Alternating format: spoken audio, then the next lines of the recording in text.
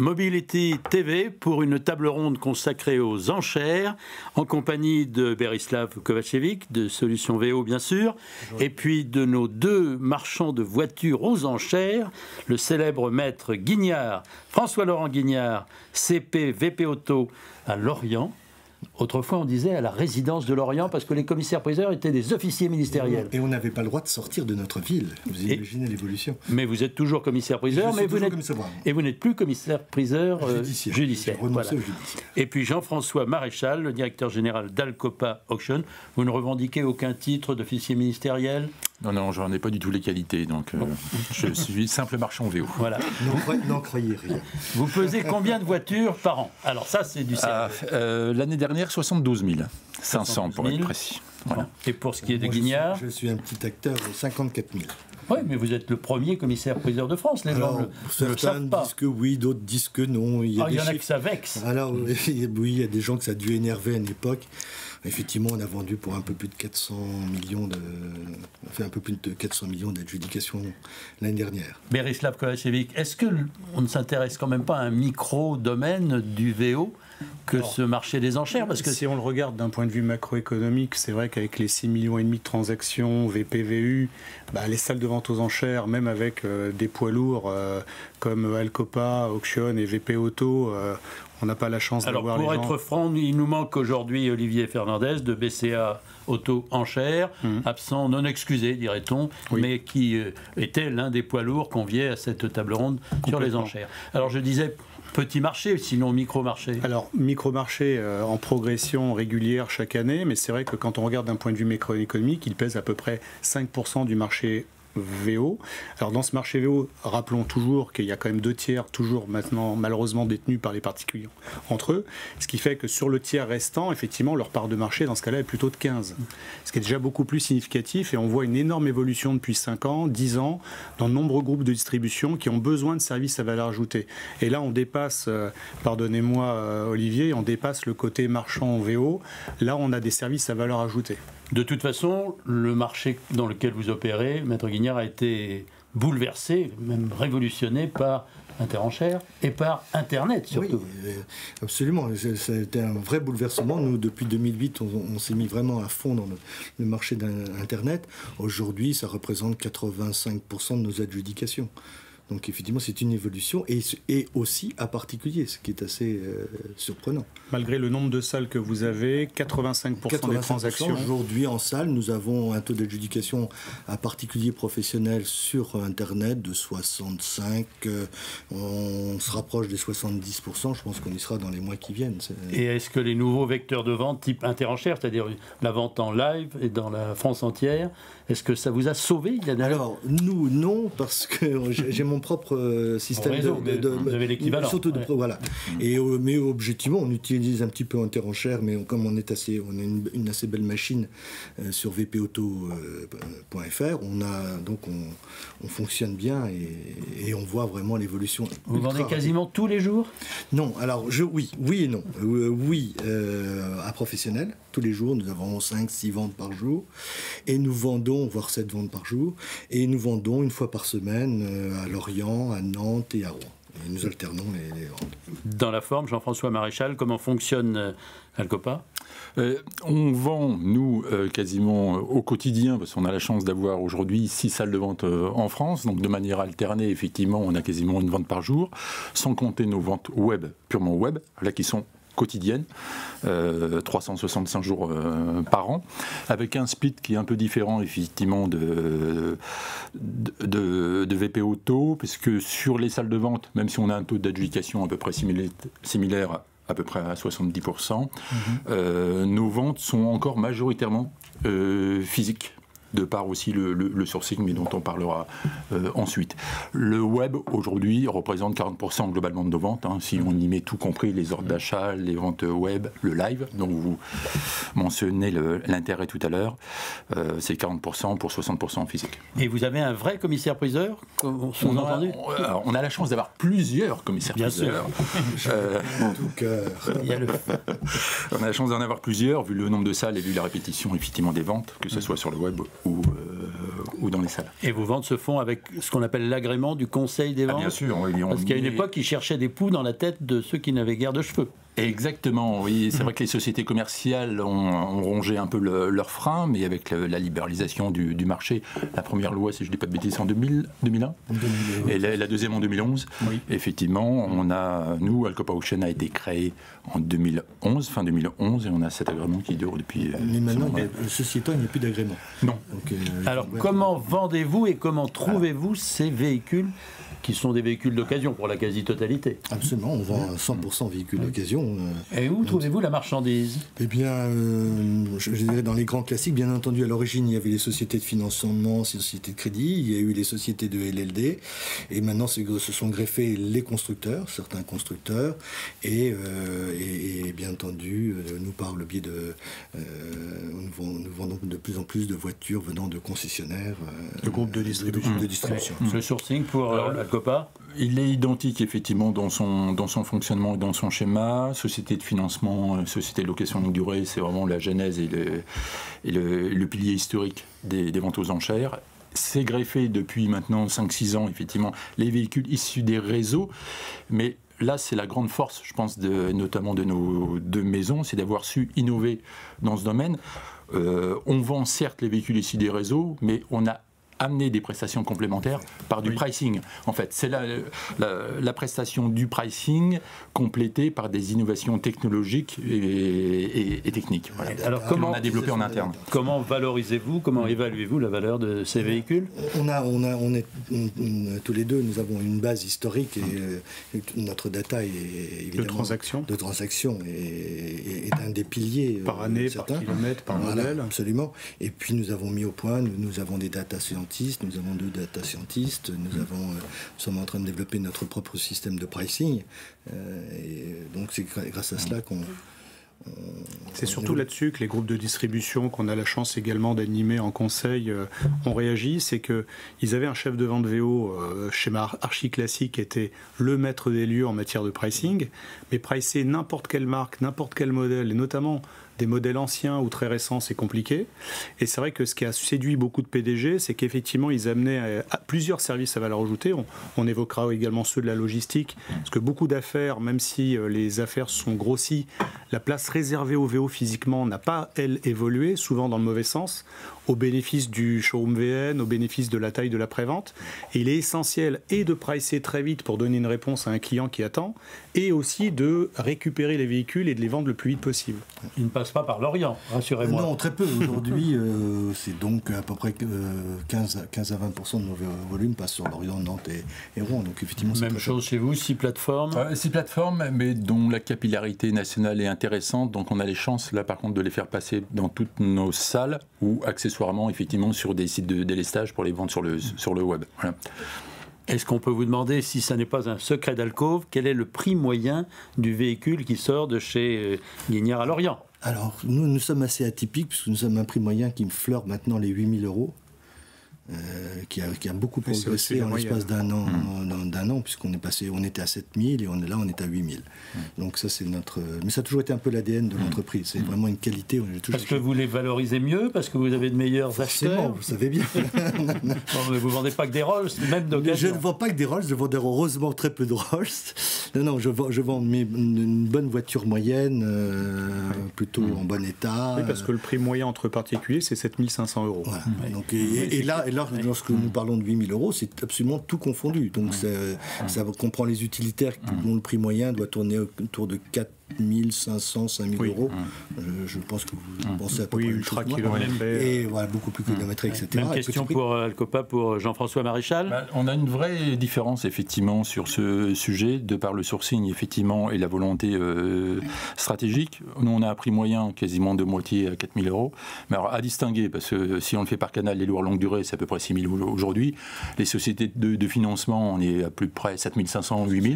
Et la grosse majorité des volumes, effectivement, provenant des réseaux de distribution. Et là, nous, on travaille sur des véhicules un peu plus âgés, un peu plus kilométrés. Et on va être à 3 500 €, entre 3 200 et 3 500 de moyenne pour les réseaux de distribution. Donc un vrai clivage, effectivement. Ils choisissent de plus passer par vous, Jean-François, que par le réseau de marchands traditionnels locaux, qui étaient historiquement spécialisés dans des véhicules un peu plus usagés, un peu plus accidentés, plus difficiles à remettre en état et à garantir. Exactement, on est dans ce schéma-là, parce que si nous réalisons 100% des cotations au niveau de la reprise, en tout cas des leads vendeurs, on récupère effectivement les véhicules qu'ils destinaient au préalable à marchand, donc sur des véhicules qui ont plus de 100 000 km de moyenne et plus de 6 ans. Indispensable question complémentaire, frais vendeurs, frais acheteurs.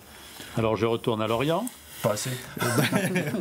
Vous voyez, il y a des points de convergence absolus entre nous. Vous pouvez faire 110% du prix d'adjudication.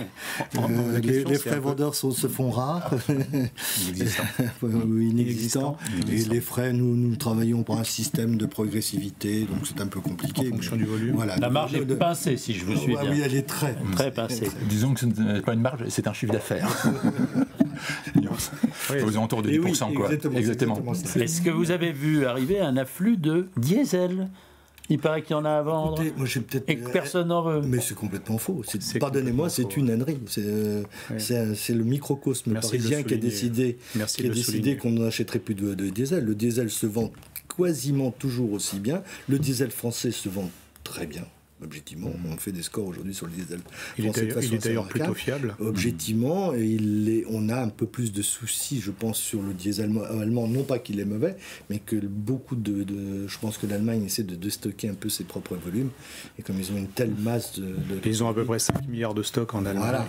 Et c'est là-dessus, je ne sais pas ce que vous en pensez, mais je crois que c'est là-dessus. Il y a une problématique d'offre et de demande qui a un petit peu tiré le marché vers le bas, mais le diesel se vend partout en province. Alors, il est vrai que tous les modèles essence, avec tout ce que l'on entend aujourd'hui hybride, se survalorisent en quelque sorte.